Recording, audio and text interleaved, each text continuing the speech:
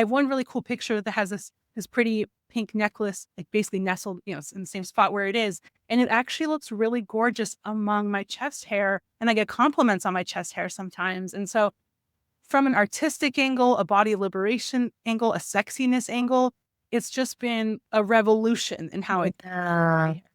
Greetings and welcome to YAS Podcast, formerly known as YAS Stripper Podcast.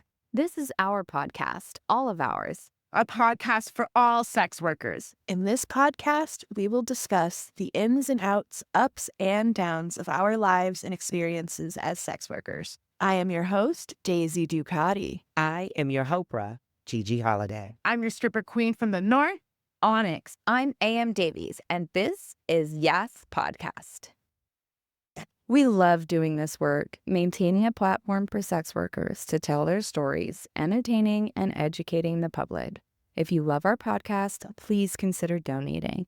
We are now a 501c3, so your donations would be considered tax deductible. Go to yaswork.org/donate and easily send us some support to help keep this podcast going. That's yaswork.org/donate.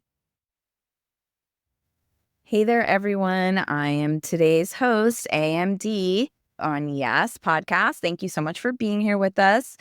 Before we get into today's episode, I'd like to remind you that YAS Podcast is produced by YAS Work, which is our nonprofit organization dedicated to changing public perception about sex work through media. If you love our podcast, please consider donating. Your donations help keep this project alive, helps keep us going. You can head to yaswork.org/donate to show us some love and make it rain. Thank you so much in advance for your donations. I'm very excited about today's episode. I have been speaking with this person for a while now, trying to get the timing right, because this is quite a unique story and the timing is important, which you'll learn about as we move through this episode. Today's guest is Gal Mariya Rivers, and she is a not safe for work content creator and artist who shares her body and her pleasure to challenge societal norms and inspire change.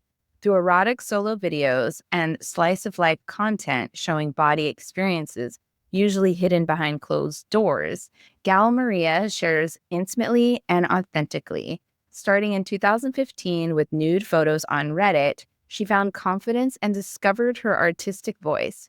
Today, she creates both NSFW and SFW art to explore and share her perspective and to embrace her imperfect self.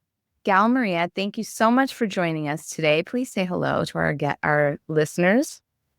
Thank you for having me. I'm so excited to be here. I know I'm equally as excited for you to be here. This is a long time coming. So we finally made it, and I'm really ecstatic to delve into your story and to talk about the little things that have come up for me as, reading and going back and forth with you so much about your story. So just a couple quick questions at the top. Number one, can you please confirm your pronouns for our audience? She or they, preferably used interchangeably. Gotcha. I like that answer. I'm going to come back to that in a second. And then can you please tell us, do you identify as a sex worker? Okay, great. What do you mean interchangeably? Like it doesn't matter if we use either one, or there's like some days where you feel this way and some days you feel that way? I prefer just that at least some of the time people use she and some of the time people use they. And I'm a cis woman. I have a complicated experience, I would say, with my gender, and it intersects with the body image things that we'll be talking about as well. Okay. But I think the way to summarize it is I am a woman and she fits. Mm-hmm. However, I'm also a person, and often my gender is not relevant. Yeah. And so just, it's both of those feel good. I love that. Thank you so much for answering my curious question. I love it. And I feel very similar, I also use they, them pronouns, but she is used for me so much because people are still learning. And do you find that more people tend to use she for you than they? Yeah. Yeah, it's complicated because people definitely default to she. And I mean, that part, that's fine. I get it. And in my case, that is fine. But it's also complicated because due to some like masculine traits that I have, I am actually sometimes incorrectly clocked as a trans woman. Okay. And so it's all just very complicated. Interesting. How people refer to me, Yeah. how gender works, how it all intersects with sexiness and body image and sex and Oh my goodness. Yeah, I can't wait to get into all of this. I love it.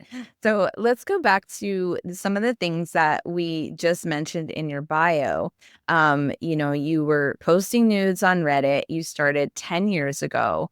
So I'd really love for you to give our audience just like a brief synopsis on what exactly that we're talking about here today, what Reddit meant to you and posting the nudes meant to you when it happened and your journey to get here. In 2015, my body image was terrible. Mhm. I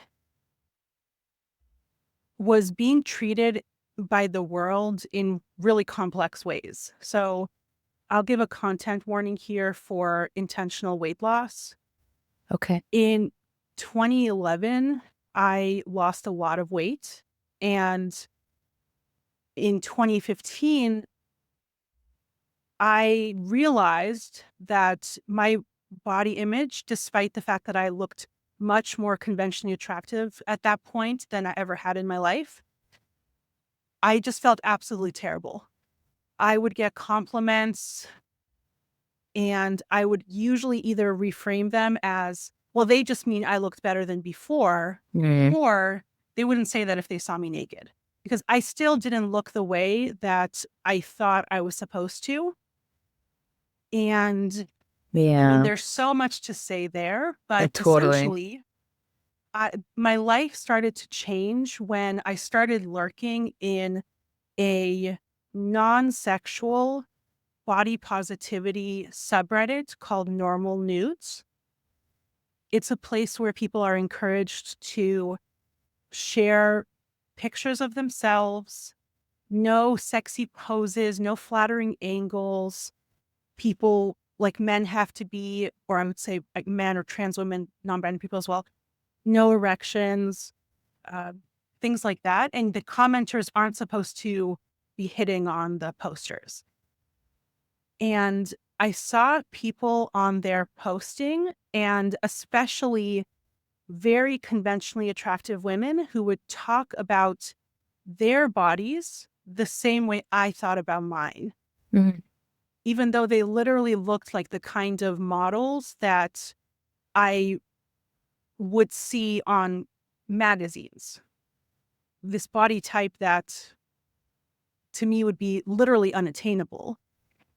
And so it started chipping away at this idea that if somebody feels bad about their body image, that means that there's a problem with their body or that they can't be attractive to other people.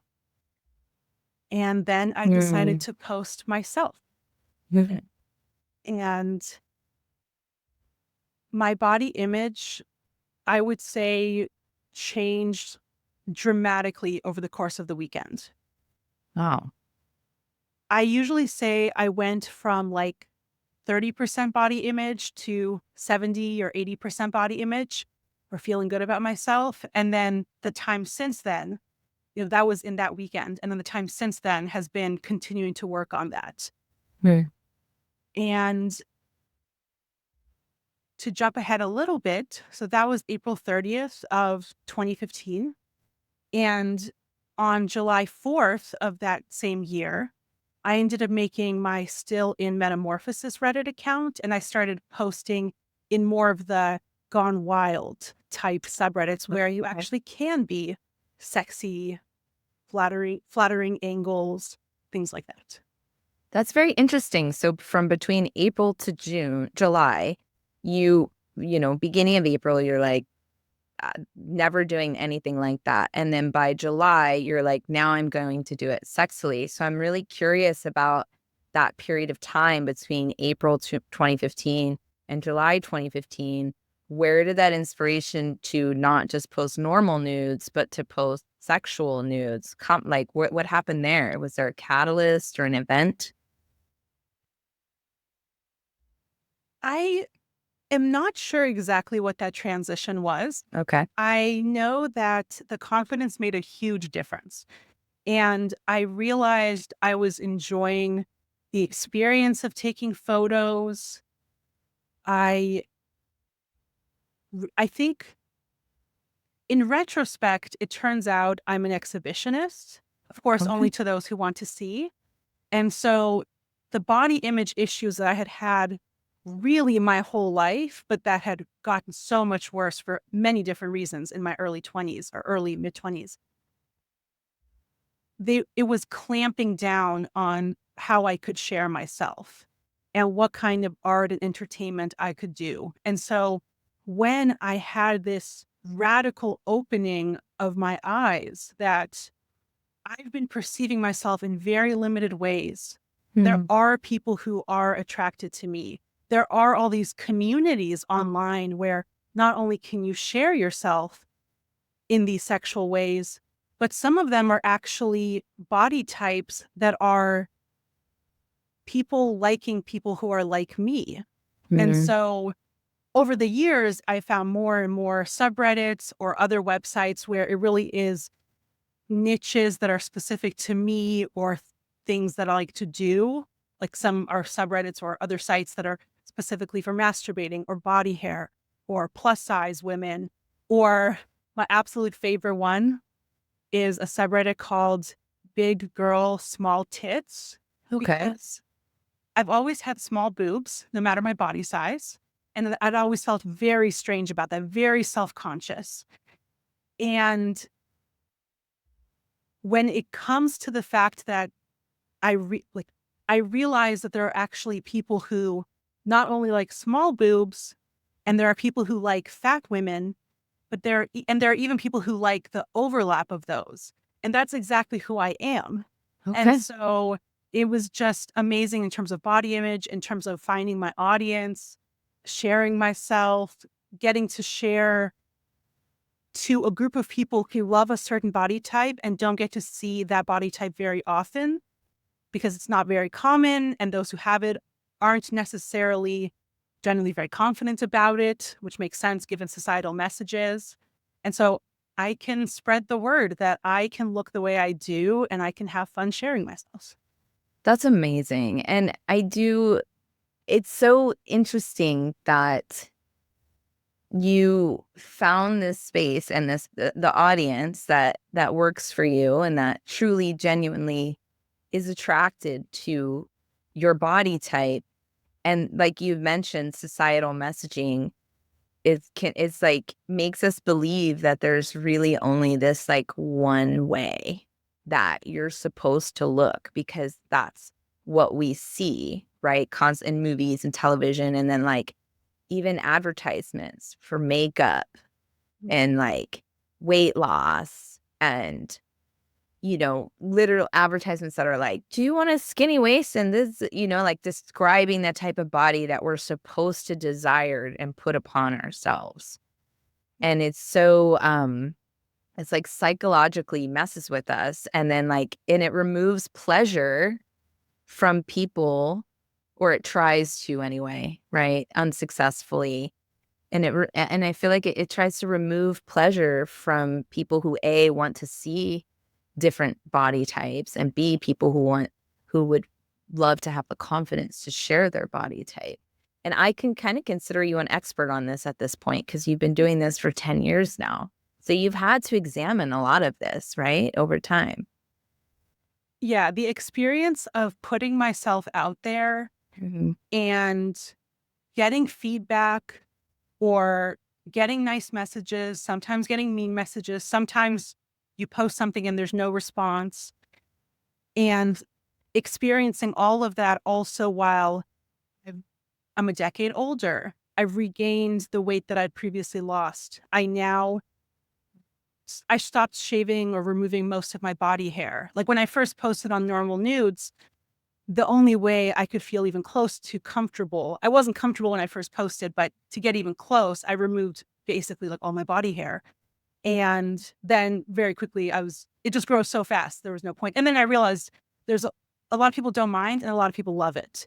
And so that experience of making this content, sometimes for fun, sometimes for exhibitionism, always in a way for activism, sometimes for money, sometimes successfully, sometimes not, questioning what does success mean, sometimes sharing about it. How do I explain it? All of these different things. It's been an absolutely life-changing journey. And so that's a big part of also why it's such a relief now that since July 4th, a decade after making my Still in Metamorphosis account, I've stopped hiding my face. Well, I stopped hiding my eyes. That was the only part of me that for the last many years I had still been hiding. Right. And I can be more myself. It's taken some of the pressure off. It's in a way bridged my two worlds, even though I still keep my NSFW and SFW worlds separate. But it's a lot of barriers have been getting broken down and in the way that feels right to me, at the pace that feels right to me. Can you give an example of one of those barriers? Before the face reveal, there were things like I started showing my mouth at a certain point, or mouth and nose. Like there was maybe the last 5 years, this is totally just an estimate, actually probably more like 8 or something like that. I only hid my mouth and nose for probably a couple years. And that already made a huge difference. I still felt comfortable enough. I felt like eyes were the part that kind of gave away your face the most. Okay. And I could already show a lot of expression and sexiness and pleasure and things like that. But for example, I remember, on some of the podcasts that I've been on, I mentioned that at the time that I first started doing these posts, I worked in a very technical field. So I didn't realize I was creative. And I mentioned that, but I didn't actually say what kind of field. And then during one of the interviews, I think it was more relevant to say this, or maybe I just felt comfy. And I said, I used to work in science. I was a scientist. And so that's just one example. And so all of these different limiting factors, these things that I would feel could reveal my identity or say too much. And I've been having to figure out what feels okay to me and what feels like the right amount of keeping these worlds separate. And ultimately at this point, my main concern is just my physical safety. And so that's really what I've been trying to figure out is I want to figure out how can I be myself, show my art, do the entertainment, be seen, have my full face seen, which for so many people in their sexy content, including me, faces are a huge part of it, while still just feeling comfortable that I have the protection that I need. Right.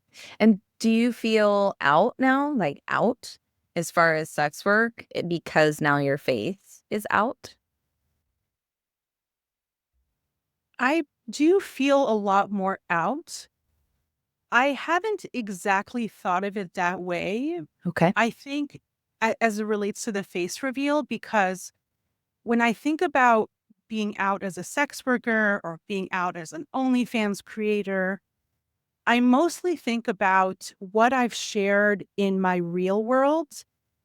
And I made most of the progress that I made on that was before the face reveal. I would say, so actually in 2020, on my 30th birthday, I almost revealed my face. Okay. And I didn't. I decided not to then. But what I did do is I started being a lot more open with people in my life about it. And so at this point, pretty much everybody who is going to know knows. Okay. I'm not really concerned about that. And so that I'd made so much progress on.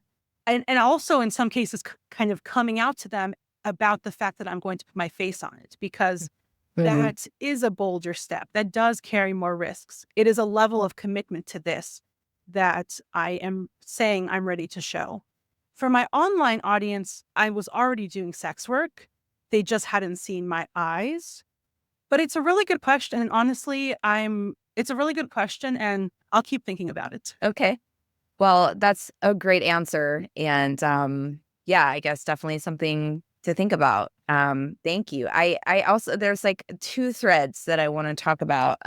One, I find it so interesting that in the normal nudes group, you were seeing femme bodies who you perceived as, could be in the magazines that we've all grown up, seeing. You just go to the grocery store, even as kids, right? We were pretty much groomed and conditioned as very young people that if you look a certain way, you will be treated with, like, you will be put on a pedestal, you will be famous and you'll be rich and you'll have everything you want if you look this way, right? We've been kind of conditioned that way. But even the people who look that way are still not convinced that they fall into that category.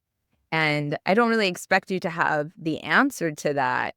I just find that so intriguing because I've known people who have the ideal physique who also would think negatively about their bodies, and then people who have the ideal physique who do not think negatively about their bodies. And I just wonder, like, what comes into play there, and it also makes me think they really messed us up. The messaging really messed us up. Like, it affects all of us no matter how we look.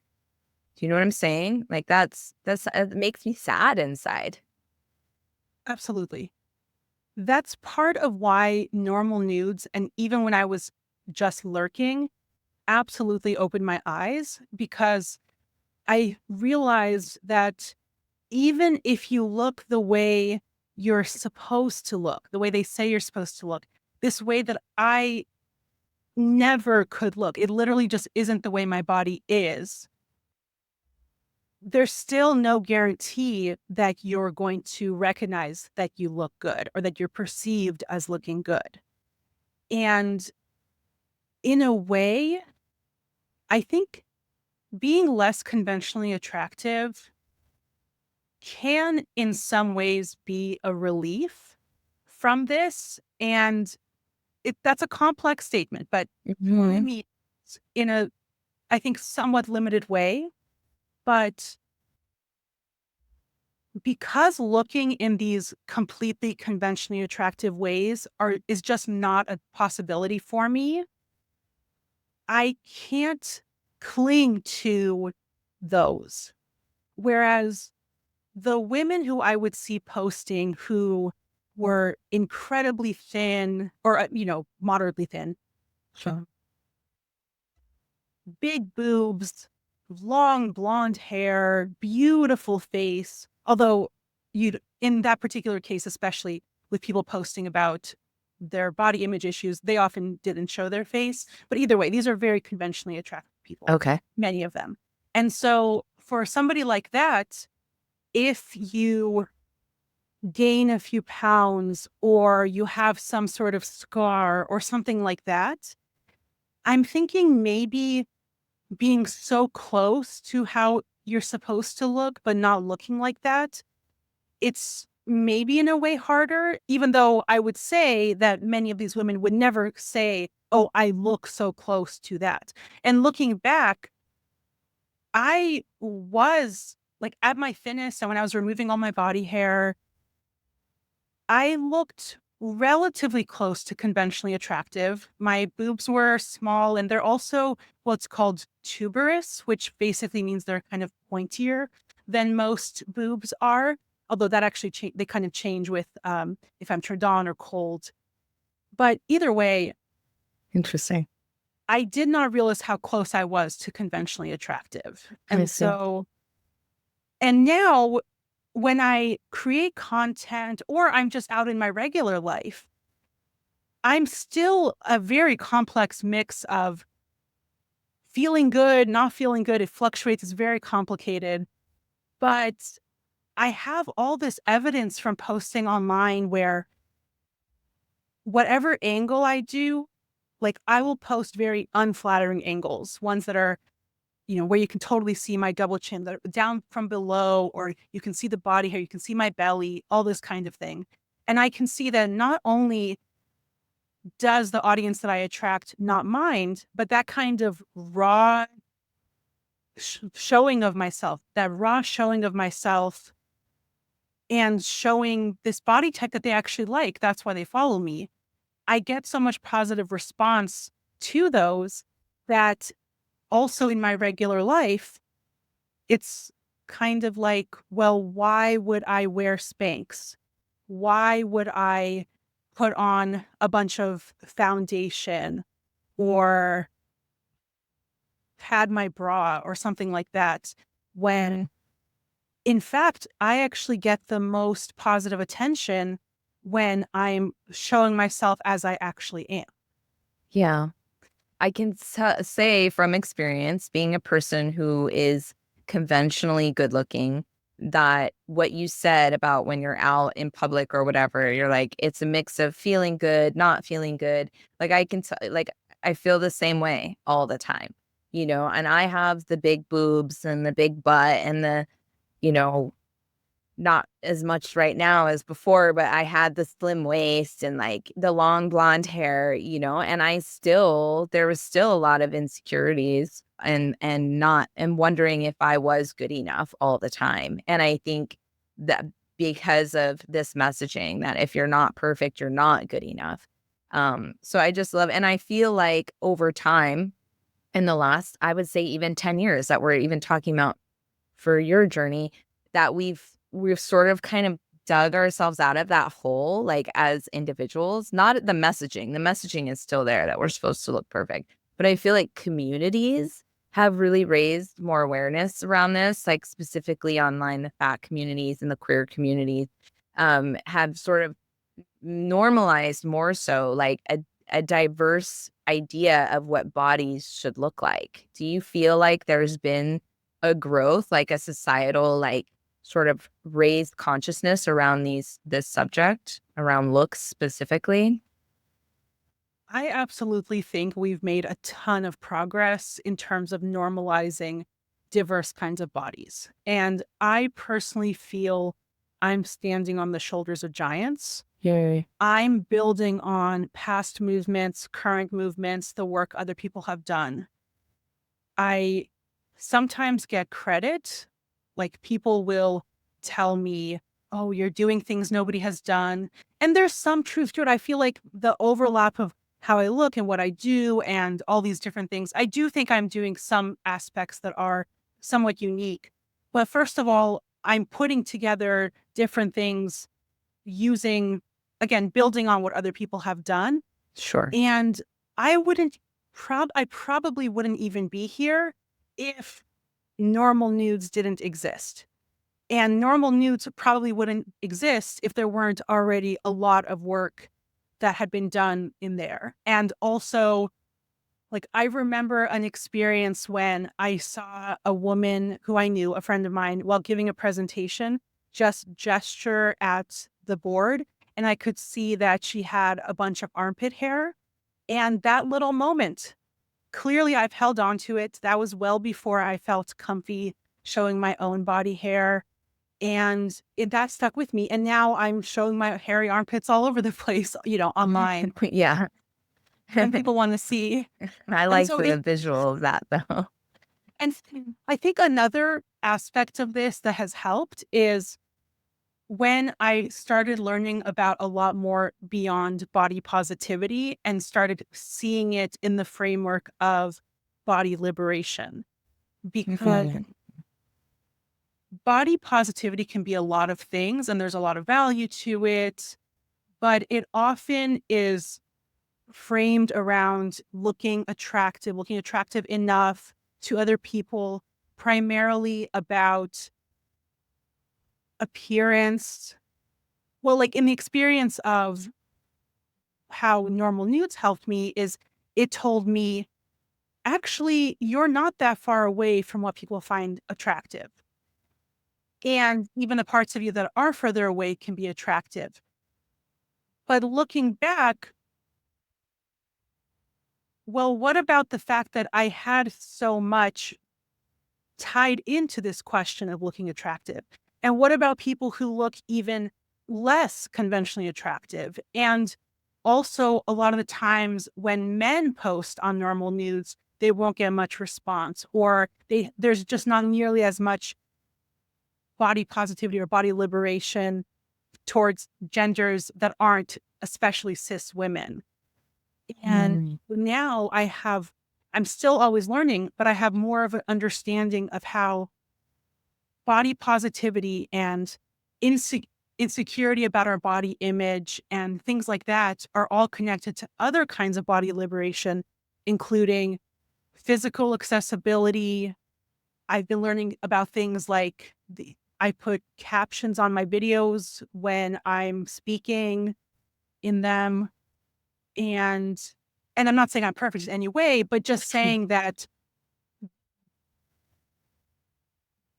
the kind of liberation that the world needs is not just about making not quite thin, cis white women who are able-bodied, who still have long hair, who still are relatively symmetrical, all of these things, that specific kind of person to feel good. We have to look at these larger frameworks of how did we even get here in the first place? What are the values that are behind that? And connects with so many different kinds of issues, ways that the world is actually being hurt. Many, many people are being hurt. People literally, some people actually self-harm or not stay alive or things like that because of their desperation about feeling like they don't look the way they should. And even people who don't get to those points of desperation, I want there to be less heartache in the world. And path that we're on, the messages that we grew up with, the messages that so many of us still see all the time are harmful. Very, very much so. Yeah. Yeah, wow, that's really powerful. It's so much to think about, and as a disabled person, me, my body changed so much and I suddenly wasn't like what I described before, right? And so like sort of sorting through that has been really interesting because it was like I once was there and now I'm not, and the world views me differently.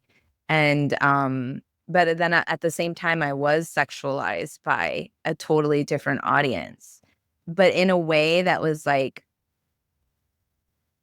what's the word? In a way that was very uncomfortable, because they enjoyed the helplessness part of it. And so it's so, because of what you're saying is it intersects with ableism, it intersects with queerness, it intersects with race. It's all meshed together of how do we look, so that because it's like important to society that we show up and look a certain way to like appease those that are laying their eyes upon us. Like it's like our responsibility to look a certain way, shave your legs, shave your armpits, lose the weight, get a tan, grow your hair.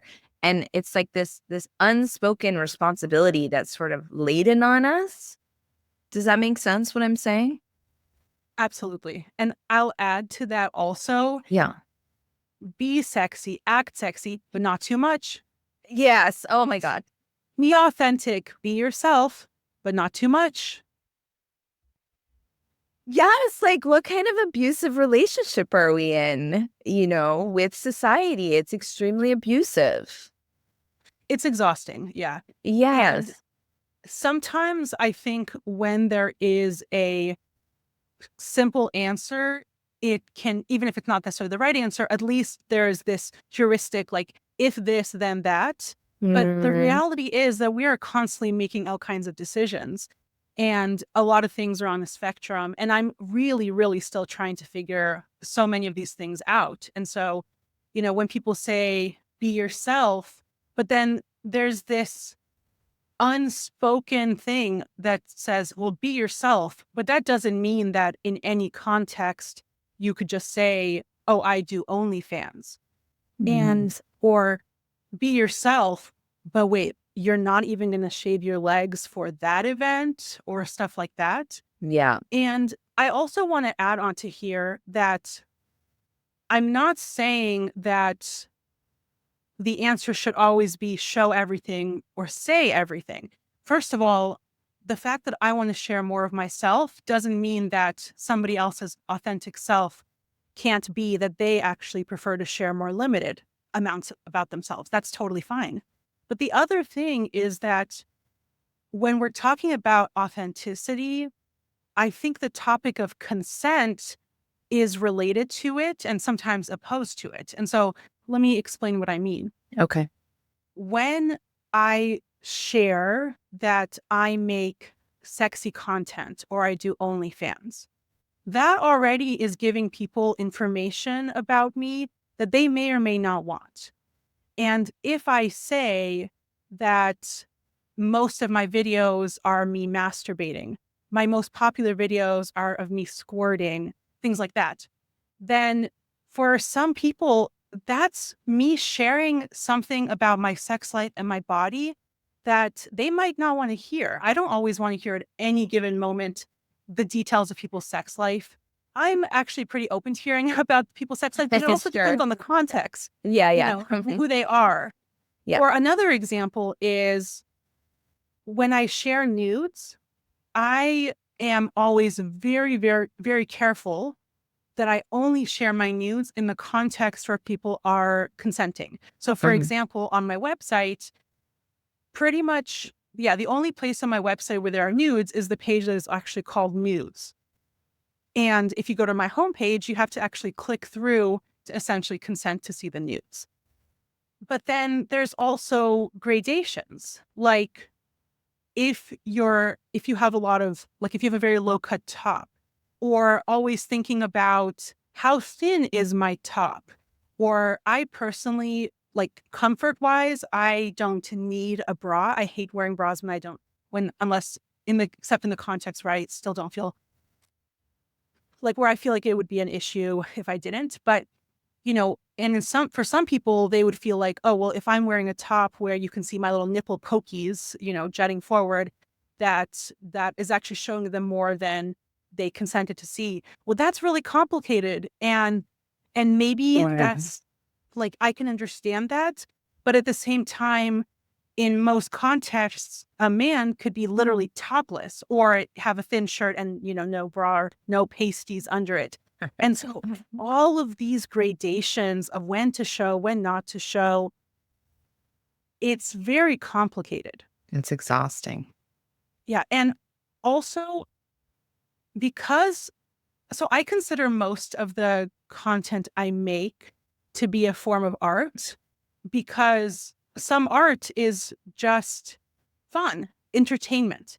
And a smaller subset of my art is more like really thoughtful art, carefully made, really thinking about aesthetics.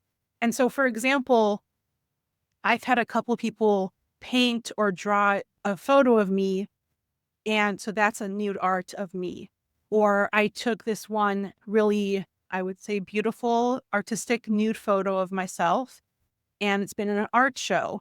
And so generally when you go into an art gallery, there's not usually a sign that says you might encounter nudes. It's understood you're in the art world, nudes are part of it. Right. But then what if a friend is coming over or that one of those, that painting that I mentioned that was done of me is actually hanging in the room where I am.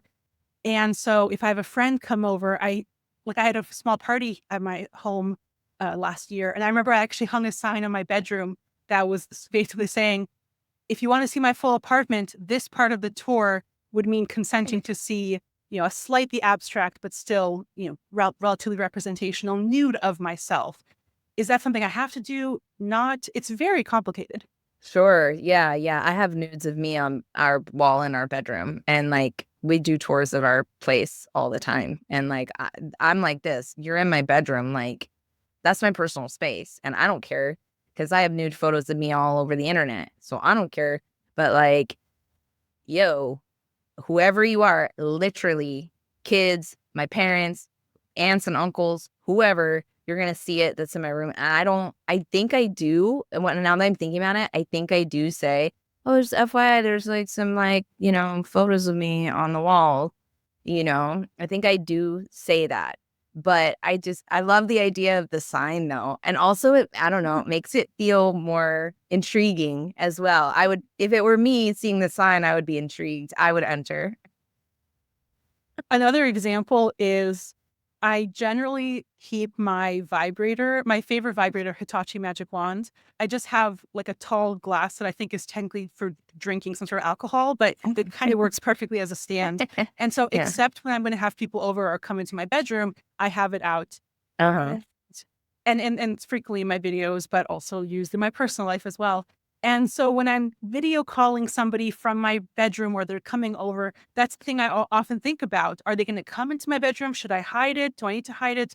It's actually technically a massager. Sure. All kinds of things. And it comes back to the fact that I know that people don't always want to hear or see intimate things. And I really think that there are certain kinds of boundaries that are okay with that. And I think it's also good to destigmatize things. And we've made really good strides, I think, in destigmatizing and in talking about consent. And I don't think there are clear lines or answers on these things. And part of it is that every decade we get into, every time there's a major technological advancement or new kind of activism or things like that, we do raise new kinds of questions. And so, this whole having my vibrator that's out because I'm on OnlyFans, combined with the fact that I happen to have a closet with big mirrors on it, which means if I'm on a video call, there's extra angles and all of these different things, there's just not a really clear answer. And so, or at least I think there's not necessarily. And so, at least for me, a big part of the way that I navigate that is to try to communicate as clearly as possible. And sometimes that means over explaining or asking for, maybe asking the same person for a kind of consent. Like, I don't remember that I had told them or showed them a nude art before they were okay with it, but I just didn't remember. And so then I asked, and then they're kind of like, yeah, it's fine. We've already talked about this. I've already seen it.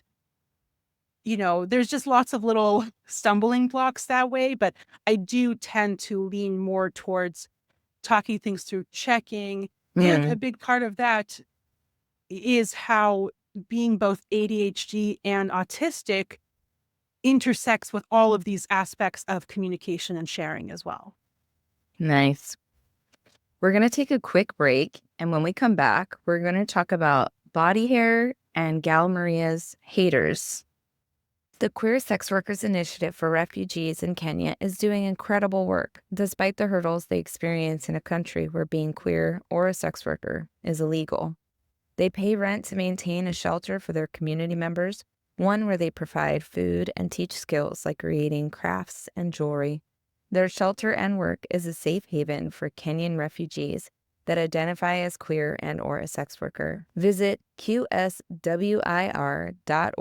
to learn more and to donate to their mission. And we're back. I loved how you ended that last thought about ADHD and autism, because I'd like for us to also not quickly, but to touch on that and how that sort of influenced your art. It sounds like it really influenced the way that you view consensuality as well. So how has being autistic and ADHD influenced your work, and do you think it's kind of a superpower too and has helped you in ways that maybe someone who wasn't like you, if they didn't have it? Does that make sense? Like, how did it empower you and help you and shape your journey? I think that being ADHD and being autistic both helps and hurts. It's a challenge and a joy. Okay. I did not know that I was either of these things when I first started this. And in retrospect, a lot of how I am or the struggles that I've had have been from the fact that these core things about me that affect absolutely every part of my life, personality, day experiences, I didn't know about. And in that same decade from when I started doing this to where we are now is when I've gotten both of those diagnoses. So when I look back and analyze this project, I can see a lot of ways that it helps and hurts. So here's a few examples. Okay. With ADHD, my particular form of ADHD, well, it's a mix of hyperactive and inattentive. The hyperactive part is more for me.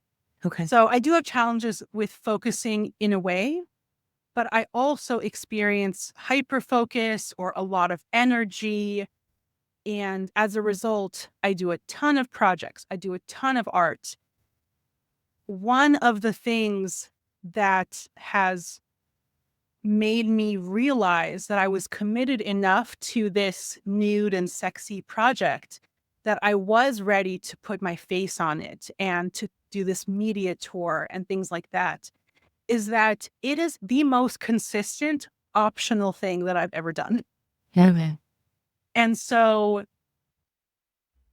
that is a combination of both. I have a lot of energy. I have a ton of ideas. There are many times where I like engaging with a lot of people. And so I will make videos. I reach out to people. I pitch myself on podcasts. I come up with all these ideas. I swim and write down on my waterproof paper all these ideas that relate to this, like all kinds of different things. However, ADHD makes consistency very challenging. Okay. And so I wouldn't say I haven't been consistent, like doing the exact same thing on this whole time. It's really been phases. There were times where I was posting every single day. There were times when I would go months without it. And then there's this more recent phase where for about a year and a half, I've been monetizing more consistently. So I have paying subscribers on OnlyFans and Fansly. And so I have to promise them, or I promise them a certain amount, I have to deliver on it. So there's all kinds of consistency and inconsistency in it. Another thing that relates to both ADHD and autism is about sharing. So oversharing is a trait that is seen in many autistic people and many ADHD people. Okay. What is considered sharing versus oversharing is ever changing, depends on context, can depend on how long you've known a person, so many different things, but that certainly plays into many aspects of this. As for the autism part of it, so a few examples are, for example, that let's see, how do I say this? Many autistic people are read incorrectly, like facial expressions aren't necessarily something that are read correctly when looking at autistic people. So I have, what they call RBF, like resting bitch face, as many people do. Sure. And so I've noticed that, for example, when I make my content, in the cases in which I am showing at least my mouth, but now more recently, generally my full face, I am much more likely to put on at least a small smile, because otherwise it can actually look like I'm distressed or unhappy. Okay. And that's not something you want to see in that kind of content. Sure. I also know, for me, there's nothing that is sexier to me than a smiling face of somebody I'm attracted to. And it's not like I don't see value in adjusting the kinds of pictures and videos I do to fit certain aesthetics or preferences. I do think about angles, poses, not to hide myself or to necessarily look more conventionally attractive, but it's part of how you're shaping things. And so I think it's fine that I do tend to put on another smile, or like put on a little more of a smile. But it is always a question of how much authentic expression is correct, and how much is this project about me creating content that people find sexy versus actually showing my authentic self. Mm. Another example is when I didn't show my eyes. Well, eye contact is a really complicated thing for many autistic people. And Okay. so making eye contact with a screen isn't the same necessarily experience as with another person, but there's still things in common. And so I found it was actually sometimes it was actually convenient to know that I wasn't showing my eyes. So I didn't have to think about looking at the screen, and not just looking at the screen, but not looking at the screen itself, but the little actual Sure. Yeah. all of these different things. Yeah. And a lot of that really maps onto autistic experiences of eye contact as well. So there's a few Wow. there's a few topics, but there's always so many more. Thank you. Yeah. Thank you for going into that. I'm sure a lot of people will relate. I personally don't have ADHD or autism. I know people who do. But I think that, I'm ideally our listeners are, can relate to this, because I'm sure that that is something that a lot of people experience and think about. And something else that, a lot of people experience, I mean, we all experience, is body hair. We all have hair, right? But what is this hang up with like hair on our bodies? And just for me, just recently, I've started letting my armpit hair grow, because I'm like, first of all, shaving it all the time is annoying. And also, like, I kind of like it. Like it started to feel less like more unnatural to shave it. Like it just, I feel like more of a whole human being. I can't explain it, simply for letting my armpit hair grow, because I think that we have been taught for so long that, like, as women, right, as like cisgendered women, like, you don't do that, right? Like only like older women or like lesbian, you know what I mean? It was like, it's like relegated to this certain type of person who lets their armpit hair grow. And I just find it all so absurd that we're like frightened of body hair, of our own and of other people's, when it's like literally like the most natural ever. Yeah. Body hair is so complicated. And that's Sure. another thing that there really has been a change in how body hair is perceived and shared. We're still, I think, in terms of mainstream media or like outside of these more niche worlds like sex work, and specifically my category of sex work, which is the more authentic, and specifically body hair is one of my niches. It makes sense we're talking about all of this more there. But it really is, it's like swimming upstream, because there are so many messages out there that are saying body hair is unhygienic, but only on women. It's disgusting, it's unkempt, and so forth. And for people who want to remove their body hair, or sometimes remove it, or people who have a strong preference for partners or like creators, things like that, that have much less body hair, I understand people have different preferences, and maybe some of those preferences would be existing either way. But a lot of them are shaped by what we saw as sexy growing up, Right. and who was on the covers, and how body hair was seen as it relates to the women we saw on the covers versus the men that we saw on the covers, Right. or in movies and things like that, or in porn. So it is so complicated. Yeah. This is another thing where I got a diagnosis since starting this that, at least for me, explains why I have so much body hair.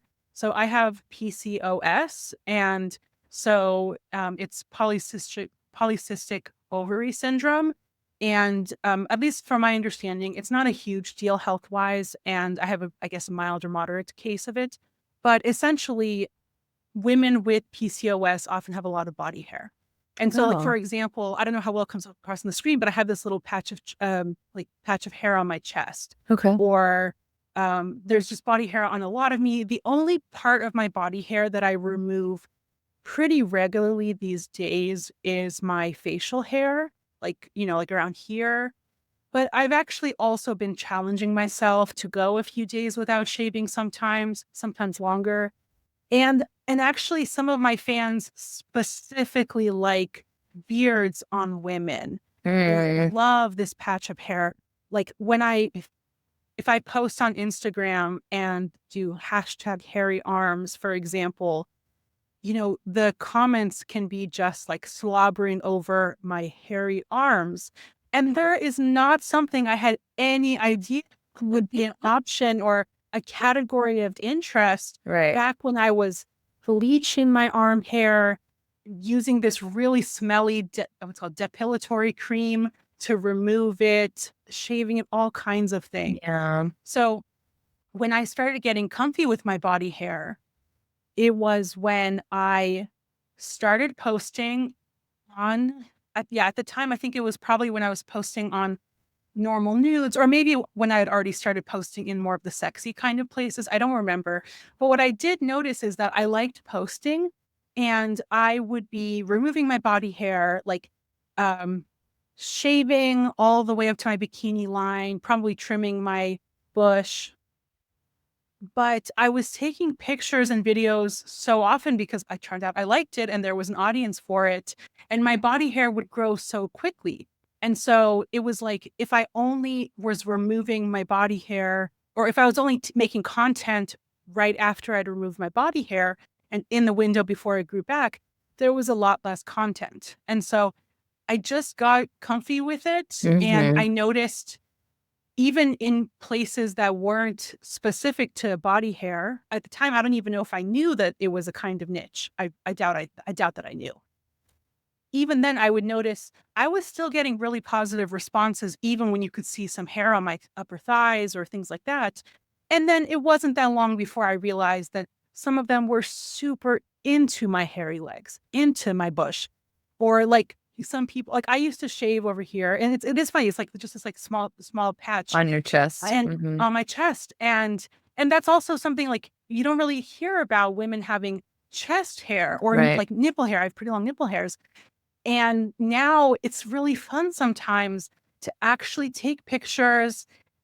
Click on the screen so that it actually focuses on the hair. I have one really cool picture that has this pretty pink necklace, like basically nestled, it's in the same spot where it is. And it actually looks really gorgeous among my chest hair. And I get compliments on my chest hair sometimes. And so from an artistic angle, a body liberation angle, a sexiness angle, it's just been a revolution in how it. Yeah. I think that's beautiful.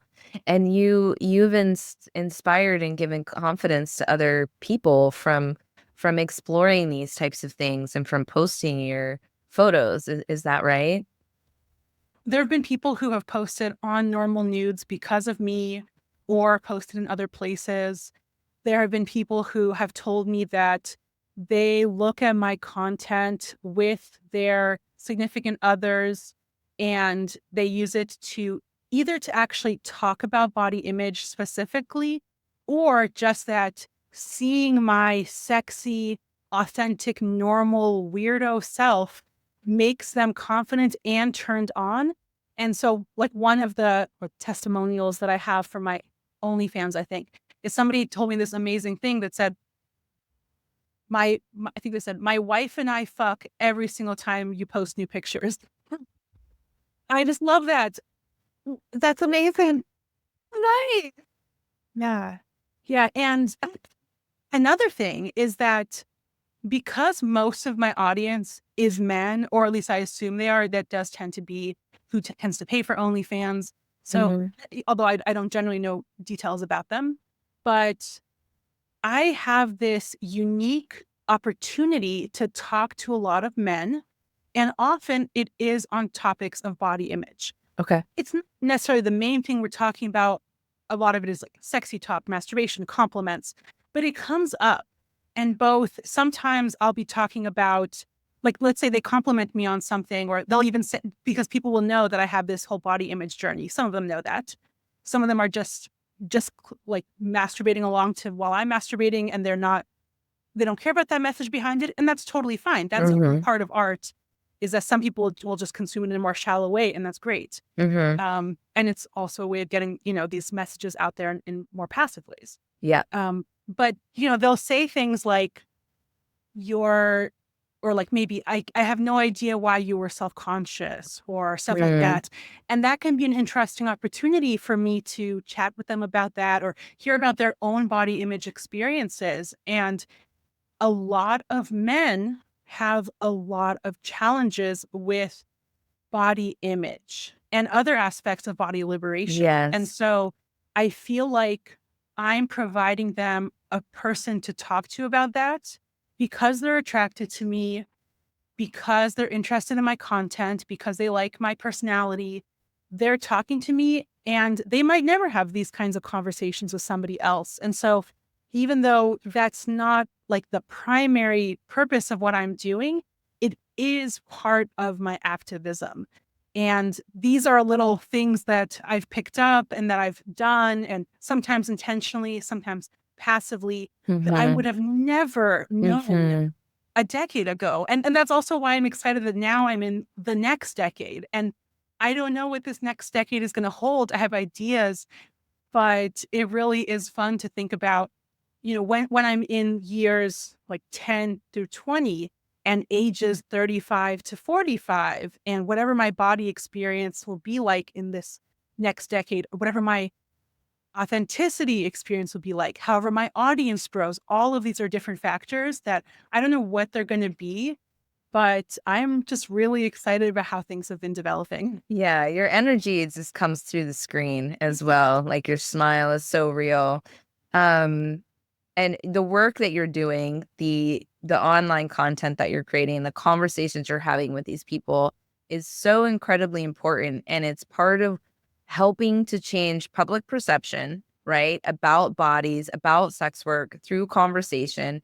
And because you have a platform, you're able to currently use platforms, you're able to sort of, as an individual, you're one by one undoing this horrible messaging that we've received, and that men are also just as equally, if not more so, brainwashed about body image, not for themselves and how women should look, how people should look. And so I really commend that those conversations you're having, and of course you're doing that because that's what sex workers do. We do have these conversations. They're so important. And I wanted to touch on that for our audience members who aren't sex workers, we're trying to really get them to get people in general to understand why sex work is so important. It's not just about sex, right? It's about all of these nuanced things that you're just explaining so powerfully right now. So I appreciate that. Yeah. Yeah. That's been part of my mission, including on this media tour. One reason that you see that I have all this energy right now is because it is delightful talking face to face with somebody who gets it, who's lovely to talk to, and knowing that this audience will see. And it's also been a pretty stark contrast to a lot of the time that I actually spend on this is stuck behind a computer, dealing with files, dealing with marketing, trying to figure out account issues, trying to always adapt to 1,000 different things, like the spreadsheets. I love and hate spreadsheets. Like they're so useful. I can't think of them. Yeah. And yet I'm sure I'll never stop using them. And that's part of what I want to people to understand as well, is that, like you said, sex work isn't just about sex. That's part of it. And also, it's a lot of effort. It's a lot of labor, emotional labor, administrative labor, energy, all just so many different things. And so honestly, these interviews have been like among the best hours that I've spent among all of this. Of course, all the hours I spend recording myself masturbating are really lovely as well. But to kind of like let people peek behind the curtain, I'm definitely enjoying myself as I'm recording myself masturbating. But it is labor. I have to think about how is the camera set up. If people watch my videos, they might notice I'm very frequently glancing back at the camera because I wanted to see, is it still playing? Did I definitely hit record? Is it still going and didn't fill up? Right. And 1,000 other things. Or like, what are the best ways that my body hair will be visible, or that, there's not too many shadows over my pussy so they can't actually see it. And the I have dark body hair complicates that. And back when I was hiding my eyes, oh my gosh, the amount of extra labor, sometimes in recording, sometimes in editing, depending on how I set things up, it was just so much. And so when people think, oh, why should I pay for porn? Or, oh, it's so easy, I'll just throw up a bunch of feet pictures on the internet and make a ton of money. It's like, they have no idea what they're talking about. This is so Right. much effort. Yeah. So to sort of wrap things up, I did want to touch on, because you have haters, we all do, but you have haters and you deal with it in such a beautiful way. And I don't want to talk too much, so I don't want to give them too much space, but it is a real thing that we all have to deal with. And you seem to deal with it in a special way. And I was just kind of wondering if you could explain like what your mentality about haters is, and like to, sort of give confidence to other people who experience haters. Getting hate comments can be really complicated, especially when they are saying things that are insecurities that you already have. And as this whole conversation has shown, I got into this because of really deep insecurities. And I know there are absolutely many people who are not at all attracted to me, and not even just neutral about it, but are actually disgusted by me. And so while I have so much more confidence now, I also know that, part of my success and part of my keeping my mental health in all of this is that I mostly post to places that I know prefer my body type. Okay. So for example, I know that in posting on Reddit, if I were to post on Gone Wild versus Gone Wild Curvy or Gone Wild Hairy, Gone Wild Plus, well, the people who post to Gone Wild are primarily these very conventionally attractive looking people. And so the people who go there, that's mostly what they're there to see. And anybody else, is can sometimes get a lot of hate. And so it is a very complicated thing to navigate. One thing that helps me is I genuinely feel that anybody who is posting hate comments is an asshole. And I don't remember having to very actively work on this. I don't remember exactly. I'm sure that there probably were some hate comments that did hurt. I don't remember exactly. But what I can say is that for at least the vast majority of this time, I just have this feeling. If somebody has given me unsolicited negative feedback about my body, and especially it's so often in these really cruel ways, I just look at that and I just say, how could I possibly let my self-esteem be affected by an asshole? This is the kind of behavior and societal issues and cruelty and all of these kinds of issues that is exactly why I was so fucked up about how I looked. It's why there's so much stigma about sex work. It's why I thought I had to spend like hours removing my body hair and 1,000 other different issues. And so usually I just look at it. And by the way, and it's not even that, I don't even get it all that common, all that frequently anyway. But like, for example, like if I post on Instagram and people will sometimes post razor emojis in the comments or like something like, razors exist. Right? Oh, I see. Oh, like, yeah. Okay. Wow. Okay.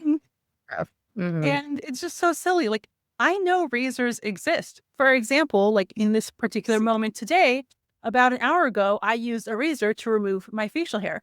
And that's my preference, that's my option. But also I am sharing about it. So it's something that I'm not like ashamed about. Sure. And so what somebody thinks that I don't know about razors, or somebody thinks I don't know that I'm fat, or that I don't know that it's unusual that I have small boobs, even though my body is big. And so I'm lucky because my brain just discounts them. It's like, no, this is an asshole. Bye. And usually I've just ignored them, but probably about 6 years ago or so, I went through, at that point, mostly my Reddit inbox. And I remember mostly I was just copy pasting these lovely comments I got I put them on a fan page on my website.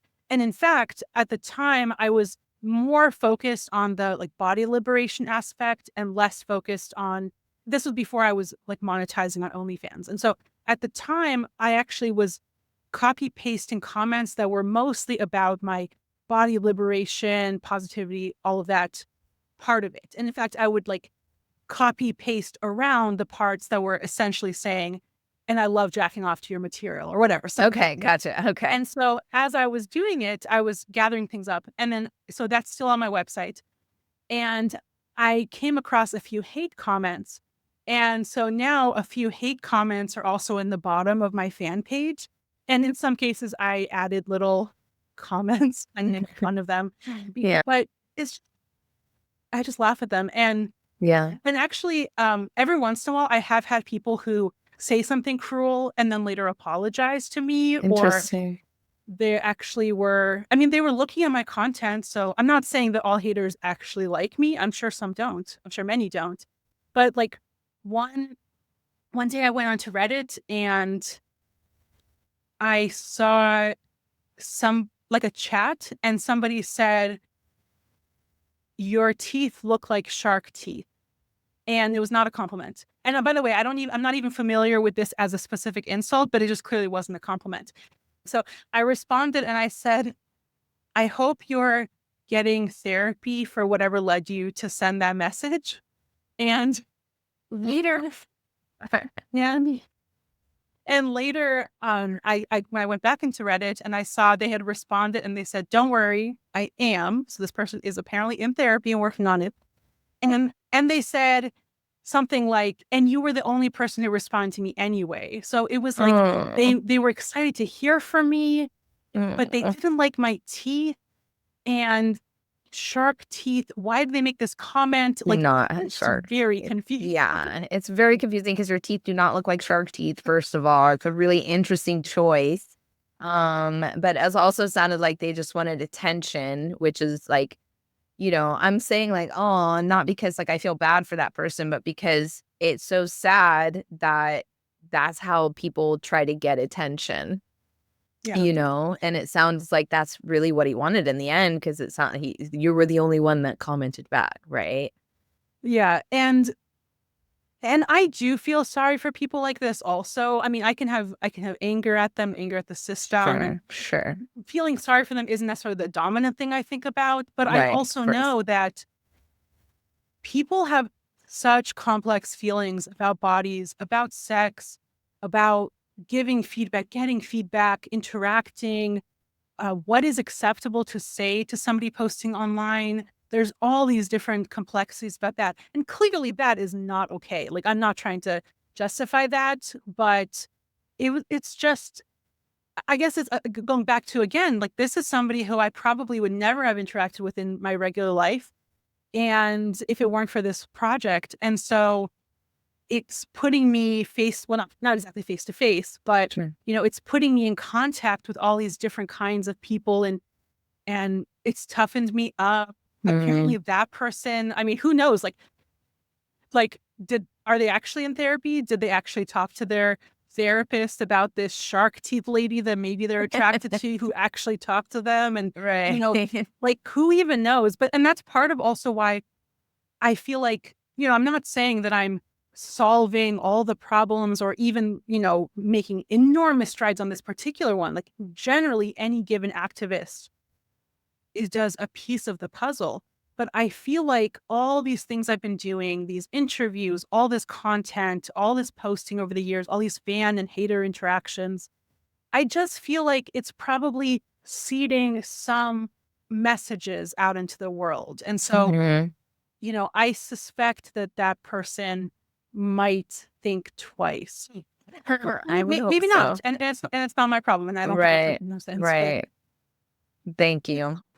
Everything is complicated, yes. And I appreciate you going through the nuances of everything and all of these subjects we talked about today. Is there anything that you want to leave with our audience before we close out?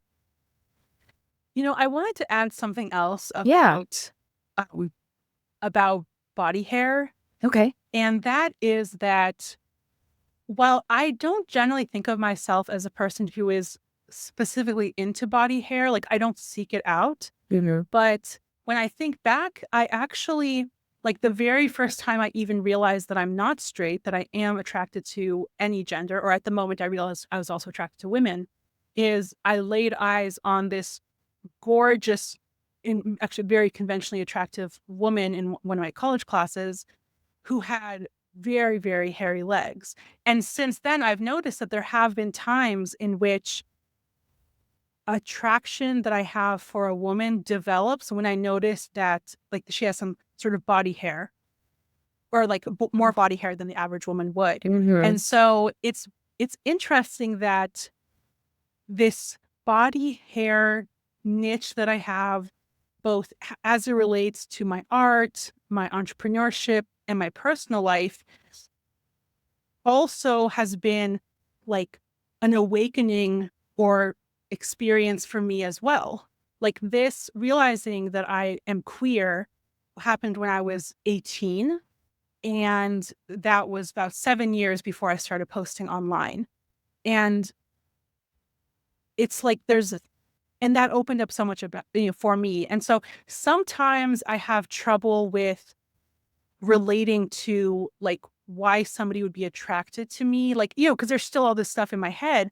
But then having those little experiences of, well, I have very viscerally felt that experience where, whether it's the body hair itself or the fact that it flags to me that I think maybe part of it is that I could be wrong, but I think it's possible that queer women might be a little more likely to let their body hair grow.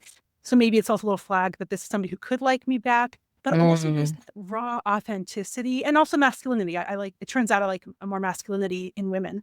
And so